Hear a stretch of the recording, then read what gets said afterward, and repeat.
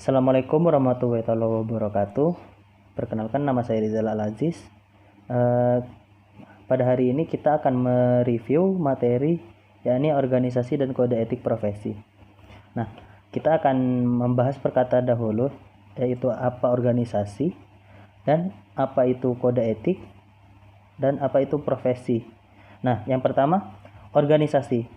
Organisasi ini adalah suatu kumpulan orang-orang yang memiliki tujuan ataupun keinginan yang sama. Dan yang kedua, yaitu yang kita bahas adalah kode etik. Kode etik itu adalah yang dijelaskan pada yang sebelumnya adalah kode etik suatu tindakan ataupun kegiatan yang kita lakukan itu memiliki aturan ataupun norma dalam masyarakat.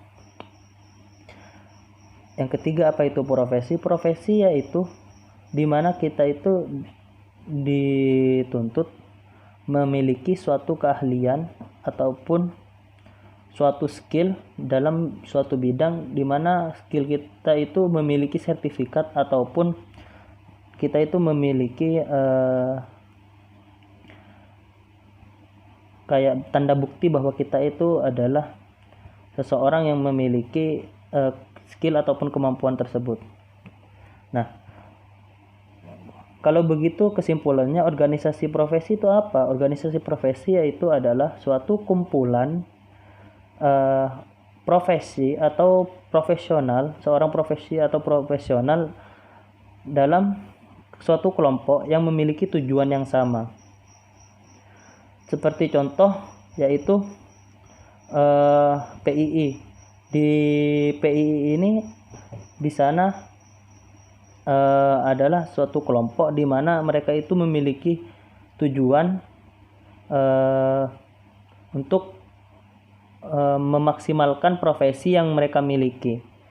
Dan yang berikutnya ada kode etik profesi.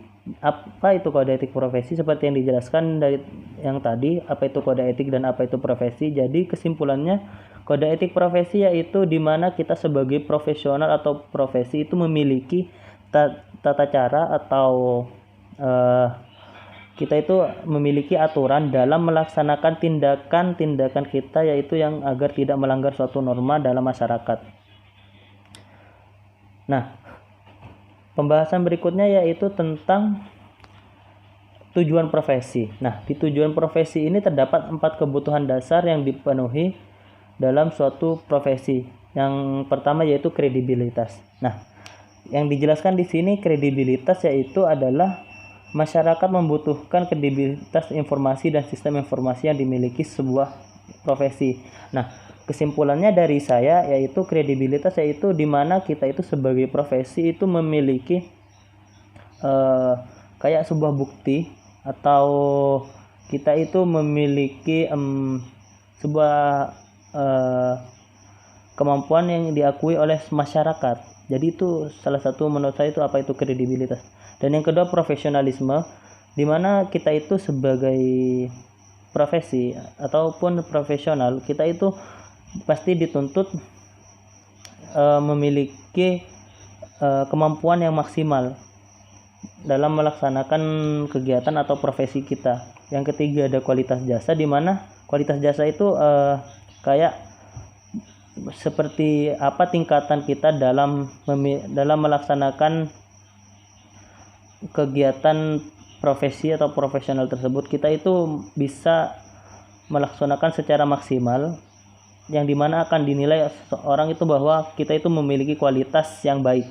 Dan yang terakhir ada kepercayaan. Nah, di kepercayaan ini kita itu sebagai profesional, kita itu diharuskan agar memiliki kepercayaan terhadap masyarakat ataupun konsumen, di mana kita itu sebagai profesional, kita itu dituntut agar para konsumen itu tidak merasa bahwa kita itu melaksanakan pekerjaan kita itu tidak secara maksimal. Jadi mereka itu merasa kita itu selalu melaksanakan kegiatan kita itu secara maksimal dan secara terbaik. Nah, pembahasan selanjutnya yaitu tentang anggota.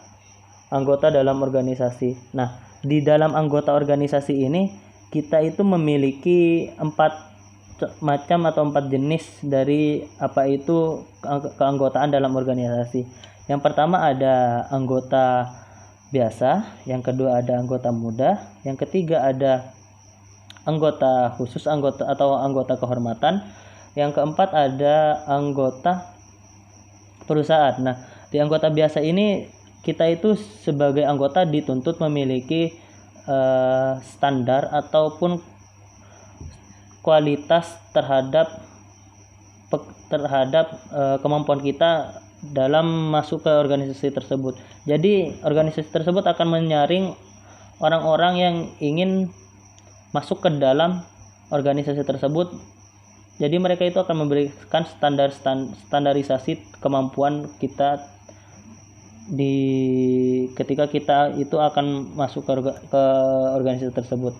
Nah, yang kedua ada anggota muda, di mana anggota muda ini kita itu tidak seperti di anggota biasa, kita itu hanya dituntut memiliki skill dalam melaksanakan profesi tersebut. Kita itu tidak dituntut harus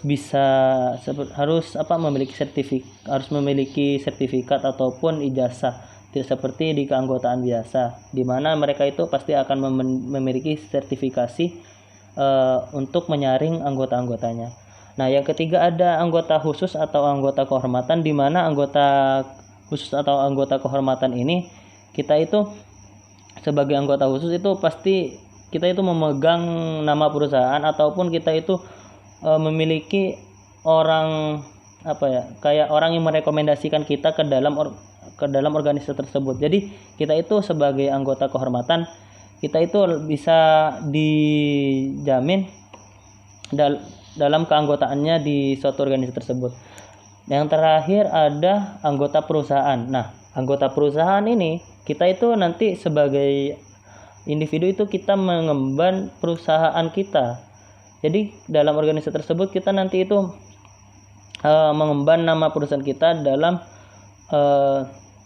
kelompok organisasi tersebut. Kita itu memegang nama grup kita, bukan nama grup, kita memegang nama kelompok perusahaan kita. Jadi kita itu nanti di dalam organisasi tersebut tidak bisa sewenang-wenang ataupun bersikap tidak etis dalam organisasi. Nah, sekian dari saya tentang review materi organisasi dan kode etik. Terima kasih. Wassalamualaikum warahmatullahi wabarakatuh.